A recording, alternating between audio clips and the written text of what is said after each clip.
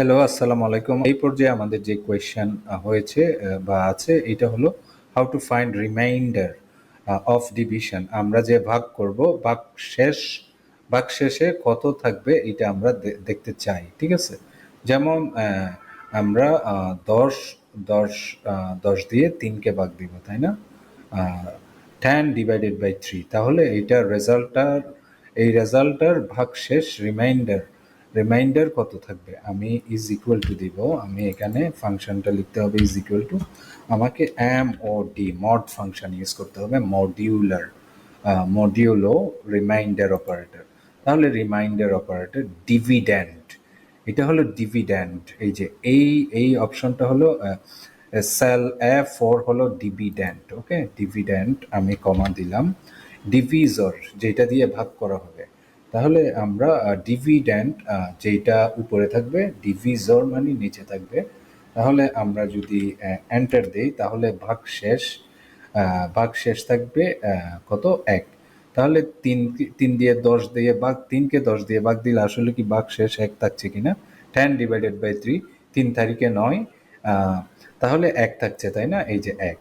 তাহলে আমি এইভাবে যদি আমি কিছু আরো সেল এখানে যুক্ত করতে চাই, ঠিক আছে? ফর এক্সাম্পল 40, 30, ওকে, আমি 25, 5, 25 divided by 25, and then 45 divided by 15 বা 15, ওকে, 45 ডিভাইডেড বাই 15। তাহলে আমরা ভাগশেষ কত থাকছে এটা দেখতে চাই। এই এই 40, 30 নিচে থাকবে, 40 দিয়ে 30 দিয়ে ভাগ দিব, তাইলে রেজাল্টটা ভাগশেষ কত আসবে এটা আমরা দেখতে চাই। তাহলে এটা 10, ভাগশেষ 10। এটা কেন 10? 30 একে 30, 30 তারপর আর 10, তারও 40 থেকে 30 বিয়োগ করলে আর 10 থাকে, 25, 25 ডিভাইডেড বাই 25। তাহলে এইটাতে আর কোনো ভাগশেষ থাকে না। 3, 15, 45, 3 ইন্টু 15 বা 45 ডিভাইডেড বাই 15 সমান 3, বা যে 3, 15, 45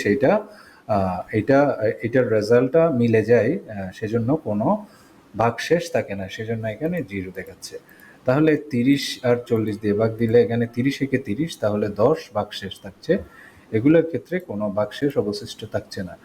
25 দিয়ে 25কে ভাগ দিলে কোনো ভাগশেষ থাকে না, 45 দিয়ে 15কে ভাগ দিলেও আমরা কোনো ভাগশেষ পাচ্ছি না, সেজন্য এই রেজাল্টগুলো 0 এসেছে। তাহলে আমরা এই রিমাইন্ডার বা ভাগশেষ বের করার জন্য কোন ফাংশনটা ইউজ করব? Mod is equal two mod. আমাকে ওই সেলগুলো আমাকে সিলেক্ট করে দিতে হবে এবং এভাবে আমরা রেজাল্টটা খুব ইজিলি বের করতে পারি। আশা করছি বুঝতে পেরেছেন। নেক্সট আরেকটি ভিডিওতে দেখা হবে ইনশাল্লাহ। আল্লাহ হাফেজ।